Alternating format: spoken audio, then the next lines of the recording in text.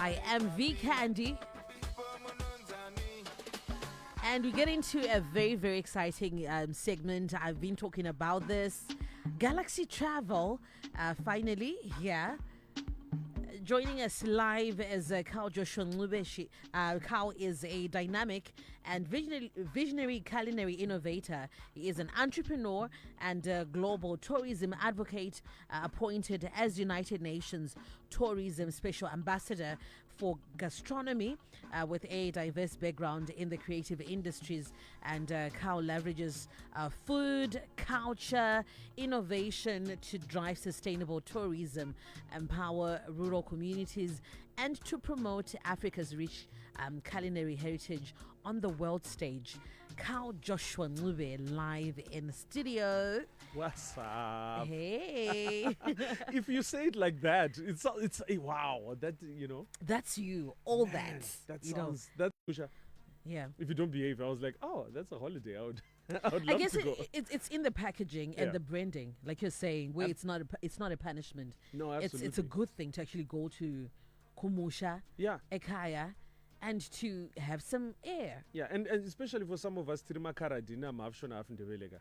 So we don't have Kumusha. So it was kind of like I needed to find a place I could call my own home. And by solving my own problem, I realized kuti makara ditakato Zimbabwe. And there's a lot of people who've got the same problem, and they Yeah. don't actually know that everyone is entitled to rural land. Everybody can go and settle in a village. You can literally go to a chief and say Nakumusha, and they can see how to accommodate you in the family. So it's No, quite I an actually incredible did thing. not have that You piece of didn't? information. Yeah, it's pretty amazing. Like Oh, thank you. kumushaka. Yes. Unotoenda kuna sabuku. Sabuku isn't the guy with the book. Yes. And say kuti sabuku andina pekugara, and they will accommodate you within their family. Wow, interesting, guys. Did you know this? So we are looking at rural tourism. The segment is Galaxy Travel, where we talk all things travel.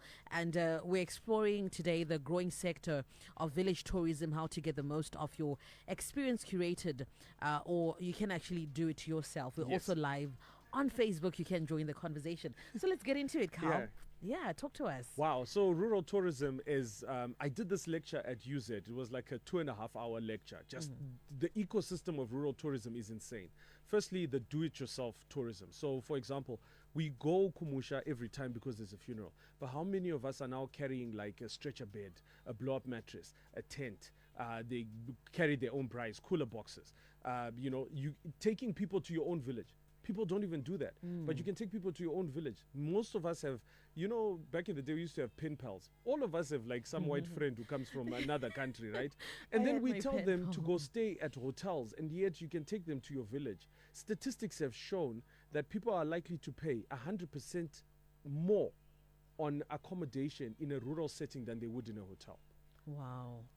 So these are some of the things that you can actually do from a rural tourism perspective. And earn. Yeah. And earn. And earn money. This is what I'm saying, because like right now in the village, we have people who come to Victoria Falls. We do a naming ceremony where we actually give you like a name. We can call you Tinodawan. And then the villagers come around, they do a dance and whatever it is, and that's actually charged.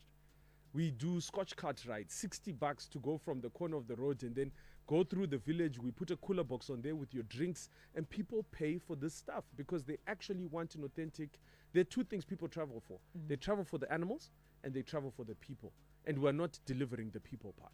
We're That's giving so them true, this hey? Eurocentric. Because I'm thinking if I go to America, I want to experience the American style of doing things. Absolutely. If I go to Europe, if I go to Spain, that is what I want, and I'm actually going to pay, for Right. the sort of tourism that speaks, to who their culture and who they are as a people. Right. So it only makes sense that we do the same. It does. And the problem is in Zimbabwe, because we've got such premium tourist destinations, like Victoria Falls is undoubtedly unmatched. But if you think about Victoria Falls at its most dry part, think of the driest part of the Vic Falls and think of the smallest part of the Vic Falls that you could see, right?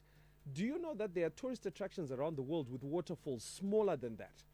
And yet people, millions and millions are generated from that. So it's not really about the scale or the size. It's really about the narrative and the storytelling. So there's lots of, if you ask people right now in Chimanimani, how many waterfalls do you have? There's lots of waterfalls, unnamed, undocumented. They're not even in brochures. Lots of these places that people can come to.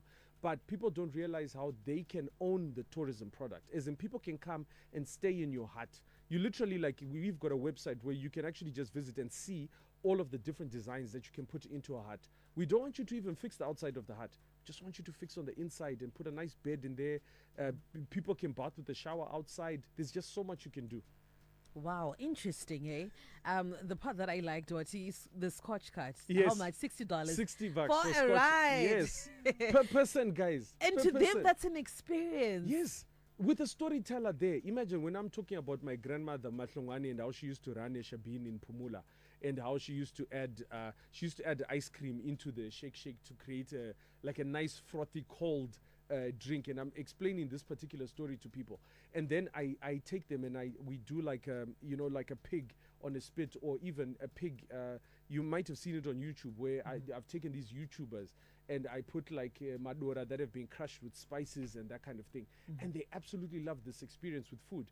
And there's no way they would pay $100 per person to eat that in a restaurant, but they would pay for that in a village. Wow. Rural tourism. That's so It's good. huge. It's huge. It's absolutely, I mean, our bread and butter right now is now rural tourism, just taking people into the village.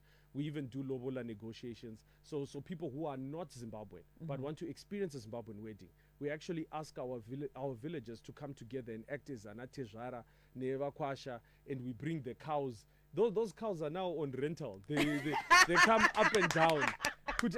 We've been married like 50 times already. Interesting. You know, I just love where your mind goes with these things, the creativity, and just how innovative, this whole thing is. Yeah. And I mean, guys, we need to do this. So in I don't have a kumusha, Right. like here Yeah. locally, Yeah. but then my mom's kumusha. So I'm thinking what I can actually do. Oh, wow, yeah. Yes, because we're closer, but then here we don't have a kumusha. Like Yeah. our granddad was in Waterfall, so that's it. Right. Yes, right. but then I'm No. thinking of my mom's kumusha, like what we can actually do with that. Eh? Absolutely. And also remember the fact that even you can do that in your own village, but you can also do it in other village communities. So like if you're a person of influence such as yourself, you can approach a sabuku, say even in Lobosha, and say that, no, listen, we want to do a series of events. Imagine you doing your radio show in front of a hut at some point, whether or not it's going to get more views online, people seeing you in a closer outfit, and you are sitting right in front of a hut that has been painted with those kind of detailing, and you're just going through people's culture and telling stories.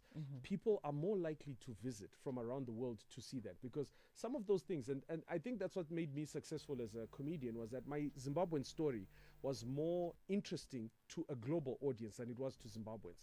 So people are not interested in hearing about Zimbabwe from a Zimbabwean in Zimbabwe, but you go to China and you tell them about Zimbabwe, and they're so fascinated and they want to come and see your country. So, we call it one man's home is another man's tourist destination. That's so true. That is so true. If you're just tuning in, the segment is Galaxy Travel. We're talking about rural tourism with Carl Joshua Ncube. If you also have any questions or anything that you also want to contribute, you can hit us up on our WhatsApp platform, 0772162651. We're also live on Facebook. Yeah, so take us through it, Carl. Yeah, so one of the things that has really inspired me is the United Nations Tourism talked about rural tourism as one of the biggest growth sectors. And in fact, they run a competition that's called the best villages in the world. And do you know, of the best villages in the world, in the top 20, only one is from Africa. And that's yes, really? Morocco. And Chefchaouen, which is one of the most beautiful sort of blue cities in Morocco. And the reason why that is because in Africa, there is no way to book a village experience. So there's no way anyone would know. That's why it's shocking, right? That Africa would not be up there. But there are a lot of villages around the world that are calling for millions of dollars that they make in tourism inflows because of village tourism. Whether it's like in the Swiss Alps, or you're talking about villages in India, or you're talking these beautiful, stunning villages which you can actually book right now on online platforms. And that's why we set up our platform, because we realized there's just no way of booking. And so if we can convince Africans to put their villages onto our website, then people can actually book. And what we're finding now is that we're learning more and more about our own African sort of villages. And we've traveled recently to Morocco, and in Morocco, their rural tourism is on such a high level. I think it's the gold standard for where African rural Need to tourism look must that go. up. Yeah, no, absolutely. What do they do right? Right. So firstly, the government has already figured out a taxation system. So you will stay in what's called like a riad, which is like the olden sort of style houses that you stay in Morocco. And so when you pay the fee, you also pay a certain tax to the government, which also allows for the government to be able to market. So I imagine if we did the same in Zimbabwe. So imagine if you're driving into a village and there's a toll gate that's there, so that when you're visiting the village, there's money that's left in the village regardless. You can just drive through and see the village as a tourist. So that's one thing they do well. Number two is they have assets like in their food. So being a United Nations gastronomy ambassador, it means that I get to focus on food from a business perspective and understanding the food systems. And I think in Zimbabwe, we were colonized so efficiently that we no longer have a food identity. So, for example, I don't know if you're aware of this, but the Munumtapa Kingdom used to trade with spices. Like, we used to trade our gold and we used to receive spice from merchants. And yet Zimbabweans are the most spice averse country. Like, we don't like spices in our food. And that's because when we got colonized by the British, the first thing they removed was our flavor. They removed, which is why on Mozambique, to our right is Mozambique, right? And to our left is Angola. Cuisines are the same, but in the middle, here we are with very little personality in our food. So true. So we need to just go back into the history and understand Zimbabwe's history before colonization. There you will find the key to our tourism. Our tourism should not be about poverty. It should be about great kingdoms, the Munumutapa kingdom, the Ndebele kingdom. These are the things that we should be pushing, is to say that we are kings, not necessarily that we are poor villagers. I love that. Very, very insightful indeed. For someone who's also listening, that we're talking about rural tourism and what they can do. Maybe just some inspos for us to take up here. Okay, so when setting up. Yeah, so the first thing that you need is you need a hut. You need a hut that's authentic, that looks like every other hut in the village. Maybe some things that you can do, you can paint it a bright color, you can paint patterns on it. That's what's important. The second thing is to fix the inside with hotel standards, right? So which is to make a clean bed, right? And create a shower area. Now, it could be en suite, but it can also be outside. I want you to I've actually seen some of the places, beautiful places with a shower outside where right? they're actually giving you that rural experience. Exactly. But then you say it's in a hotel standard, yes. Yeah, exactly. Yeah. So by hotel standard, what we mean is that a certain level of consistency, right? So, consistently clean floors, like you can tile it and whatever, but I recommend the outdoor shower. And one of the things I would try to let people know, imagine waking up in the morning in a village, right? And you hear women singing, and they're singing and they're bringing water and they're putting it on a fire. And then they're going to put it into a bucket for you so that you can bath outside on an outdoor shower that's overlooking, maybe balancing rocks somewhere. Imagine that with that bathing experience in the morning with nice herbal sort of soaps that are made in the village. There's so many things that are rural cultural assets that you can adopt, that you don't have to adopt Western things. When we talk about hotel standards, we're merely talking about consistency. So that's the only thing that we learn from the hotels, is to have a consistent look in the stuff that you are doing. So be deliberate about the things that you are doing. And then you can register that property onto platforms, booking platforms that are there. We know the usual ones that are there, but we've created a special one, Rural B&B, where you can actually just advertise your village, and we can help you to actually get customers. Oh, wow. So good, hey. So as you say, then you put it up on the platforms. Absolutely. Then people who are maybe thinking of vacationing, like here in Africa, in Zimbabwe, they can then have you as an option. Exactly. So Yeah. imagine for you, you can do like a spa day with your girls, right? So like 5 girls will go on a road trip. You go there, you do.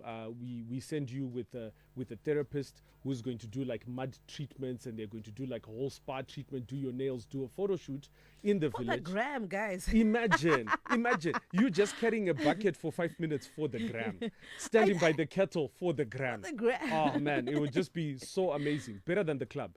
You know, Yeah. very, very, and very therapeutic as Yeah. well. You know, that rural air Yeah. is so fresh. No, It's so clean. Yeah, that's it. and there's something amazing about going to the village. Imagine just going, like we've got these things where we arrange like a football match with the kids in the village. We give them some kits, and then we take a group of people kwenda kuno gocha in the village, right? So they put a pig on a spit, drink some beers, watching the kids actually play soccer, and then the winning team actually wins some money, and then the kit is donated to the village. I mean, what feels better in life than doing something like that for a village? And at the end of the day, you've got pictures to prove it, and it's just an amazing experience. It is. Like I said, it's so therapeutic. Yeah. It is. It is actually. So when it comes to the cuisine, like what are we looking at? Oh wow! So there's a lot of cool stuff that you can cook in the village. Like for example, I've got like my orange chicken, which I use a very famous cordial. We won't mention the brand, but we know we drink it in our cool drink bottles. You just put that over your chicken, and then you bake it. That drink makes that chicken so soft. It's pretty amazing, and you can serve it with anything, any kind of grains that you have. There's the full fresh fish that you can have, right? You can grind your kapenta, add your seasoning mix like your curry powder and stuff, and then put it over your fish and grill it, right? So you've got fish flavoring fish. Or you can take your biltong and crush your biltong with your spices, put it onto steak and put it onto a fire. I mean, there's so many different like recipes that you can come up with that people, when they're coming into your village, must taste a bit of what's being made in the village. It's very easy to make cheese. It's easy to make bacon. All those things can be done in the village itself. For inspiration, you need to be on Khao Joshua Ngube's page, and take all the notes. Yes, because absolutely. you have it on lock. I really wish we had more time. Thank you so much, Khao, for this information. We look forward to next week's session. Yes. But then for those who want to get in touch with you and also want to follow you on social media, where to find you? Okay, so I try to shorten my name, because people are like, Khao Joshua Ngube is such a long name, right? So my handles on all social media platforms are at Khao Joshua Ngube, so it's nice and short for people to know. So you can find me on all platforms as Khao Joshua Ngube. So look up also rural tourism, look up rural B&B. You can find us on those particular platforms. Wonderful. Thank you so much. You have a message here saying that we had that experience at Lion in Cheetah Park. You can even camp in the forest, and they have clean outdoor bathrooms with a view of Harare and Bulawayo Road. Very nice. Yes, and camping is not just for white people. Black people have been camping for years. We're nomadic. Exactly, right? Carl, thank you so much for your time. Galaxy Travel, we're also live on Facebook. You can go watch and share with someone as well. It is the Morning Galaxy on Star FM, sounding good all the time. Check your time with mine, 11 o'clock, time for the news. This is